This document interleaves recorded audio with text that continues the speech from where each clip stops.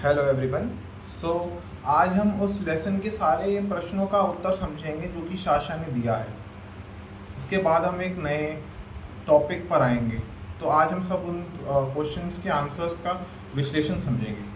तो जो अगला प्रश्न साशा के सामने रखा जाता है जिसका वो उत्तर देगी वो ये है कि we always see the golden lake, so can we go back in any time. हम जिस तरीके से गोल्डन लेक को देखते हैं कि क्या हम वापस किसी भी मोमेंट में हम उसमें वापस जा सकते हैं क्या? ये एक प्रश्न था। तो इसका उत्तर क्या दिया गया है? Okay, keep in mind you cannot see the golden lake as something outside of you because you are the golden lake. मतलब ये कि ये मान के चलो कि आप इसको एज अ आउटसाइडर की तरह मत देखो कि यार ये कहीं अलग सा चीज़ है। तुम उससे ही आए हो, तुम्हारे अंदर भी गोल्डन लेक का अंश है। You are also a golden lake. The only thing that stops you is your ego, which is like an anchor weighing you down. और तुम्हें जो चीज़ रोकती है यार वो तुम्हारा ईगो ही है जो तुम्हें रोक रहा है वो सोचने से। The layers of experience diagram in the previous chapter is like the road map. It show how to navigate your emotions. जो पिछले लेसन में जो द लायरन लीनेज था उसके अंदर एक डायग्राम बताया था ना मैंने, the Sasha's layers of pyramid experience, the consciousness, raw emotion, ego anchor, ये उसकी बात कर रहे हैं। ठीक है, is a road map. It show how to navigate your emotions, your belief system and your thoughts to help you return to the lake consciousness. मतलब वो यही दिखाना चाहते हैं कि किस तरीके से वो आपको नेविगेट करते हैं इमोशंस, कैसे अपने आपको अपने इमोशंस को नेविगेट करना है, बिलीफ सिस्टम कैसे समझना है अपना, कि तुम दोबारा से अपनी लेक कॉन्शियसनेस की ओर आ पाओ। ठीक है, ओके।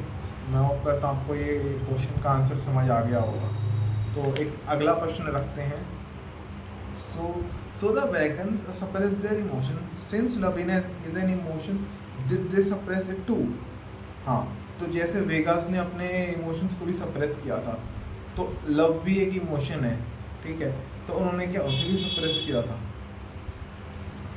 तो इन्होंने अब उसका आंसर उन्होंने दिया yes, but they didn't believe that what they are doing, their love is very mental.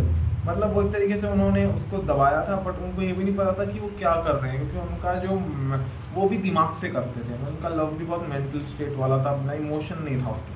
पढ़ाई मेंटली कुछ सोच समझ कर सोचा हुआ प्लान वो था। ओके, तो नेक्स्ट क्वेश्चन की ओर चलते हैं। What's the origin of love, can you define love? और लव का ओरिजिन क्या है, कैसे हम डिफाइन कर सकते हैं लव को?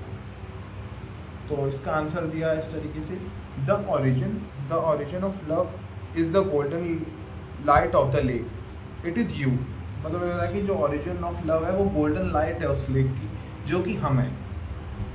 You are that lake. The human concept of love is very different from the to experience of it. पर जो ह्यूमन ने जो लव की परिभाषा बना दी है, कुछ अलग फिजिकल लव बता दिया उसको, वो नहीं है। ठीक है, वो बहुत डिफरेंट है। जो एक्सपीरियंस, जो दूसरा ट्रू एक्सपीरियंस है उससे बहुत डिफरेंस है उसमें।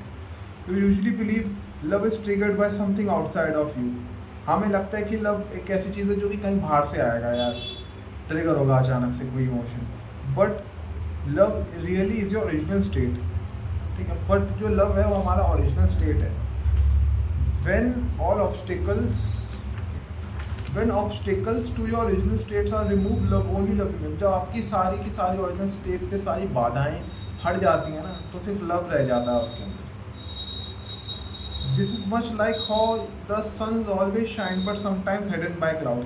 जिस तरीके से देखो सूर्य हमेशा चमकता है, बट कभी कभी बादलों के साथ तो भी जैसे छुप जाता है, पर बादल उसकी जो सूर्य की रोशनी है उसको छुपा सकते हैं, ख़त्म नहीं कर सकते।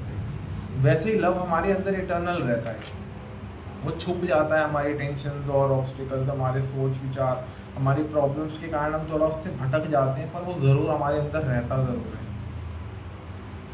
ठीक है, disown human emotion believes attachments are those like of clouds.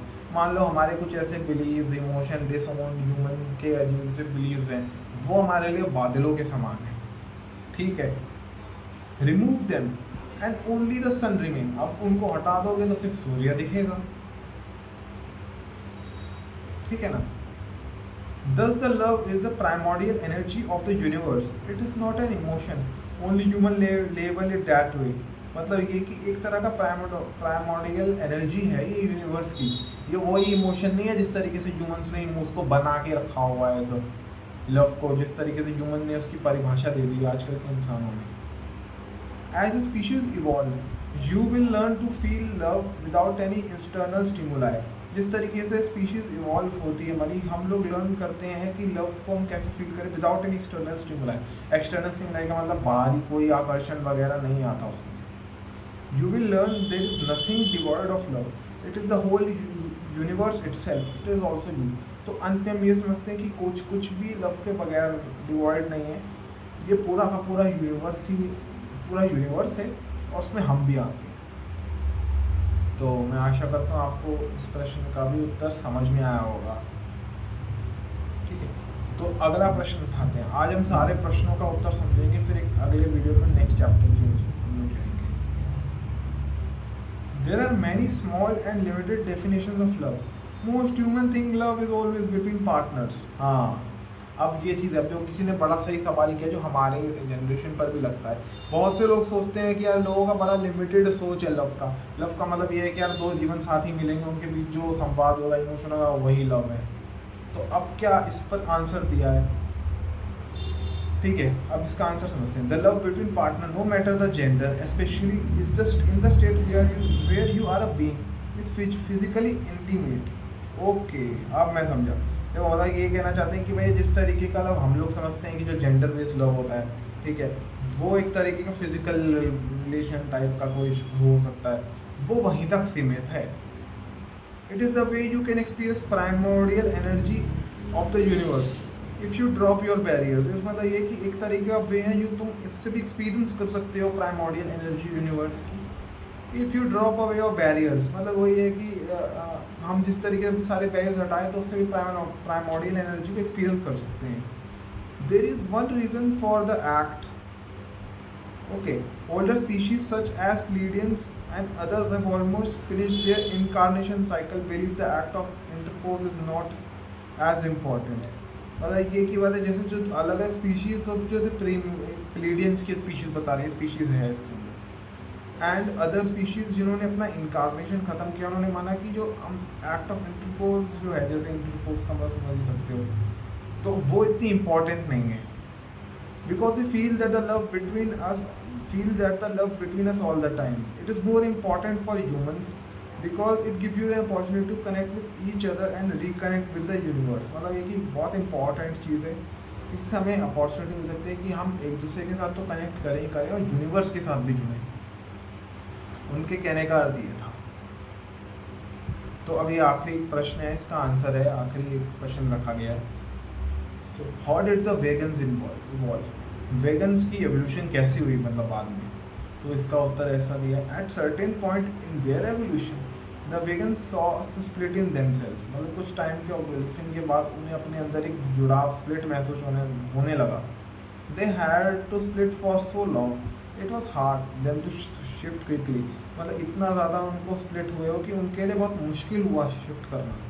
Much like lion it is required self observation. Usually self observation is one of the key for all the older species to facilitate their evolution. मतलब एक तरीके से उनके लिए भी जैसे Lions के लिए मुश्किल हुआ, उनके लिए भी बहुत तकलीफ़ें आई उनको, क्योंकि उनको एक सेल्फ ऑब्जर्वेशन प्रोसेस में रहना था. ठीक है, क्योंकि सेल्फ ऑब्जर्वेशन प्रोसेस ही बहुत सी ज़्यादा बड़ी मतलब पुरानी स्पीशीज़ को इवॉल्व करने के का जो मेन कड़ी और चाबी थी वो सेल्फ ऑब्जर्वेशन ही थी. It will be because so many special practices have discipline and motivation to make this shift but they didn't happen quickly. अब भाई कुछ अलग अलग तरीके के इनके अनुष्ठान या ध्यान वगैरह अवेकनिंग प्रोसेस हैं जो कि उससे भी हो सकते थे, पर यार उसका असर इतनी जल्दी उन पर नहीं आता, और इतनी जल्दी कोई रिएक्शन नहीं करता. By observing themselves honestly, they were able to see the split.